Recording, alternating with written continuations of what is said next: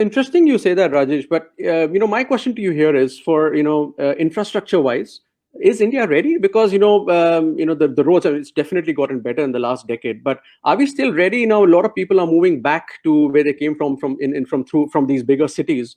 So are we connected enough? Like other countries, you're saying that some countries lost would be our gain, without naming the countries. But do you think we are as ready infrastructure wise as those countries?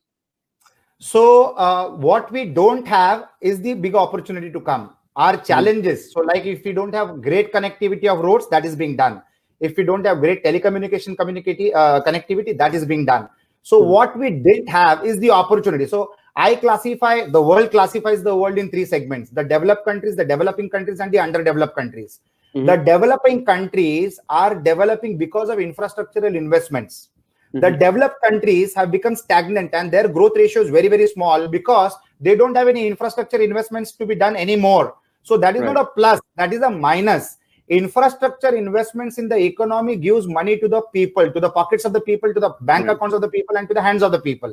When there is no spending in the economy, how will the economy develop? That's the reason the developed countries are facing another challenge. They work a lot on supporting the older population of the country. That has become challenging because their earning opportunities have become limited and restricted within their own countries. Whereas in India, we still have situations to be managed. One is road connectivity, which is rampantly happening. Second is power connectivity. Power is also a big challenge in majority parts of the country because that is also being getting solved now.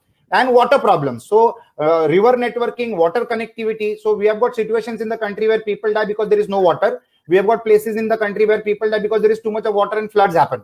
Now that situation is also getting balanced. So when we are progressing from a developing country to a developed economy, completely developed economy, that is going to create opportunities for growth, and that is going to bounce back the economy and make it robust, which is going to be predicted happening in the next 20 to 50 years time. And that's when India becomes a superpower and takes charge of the new world order.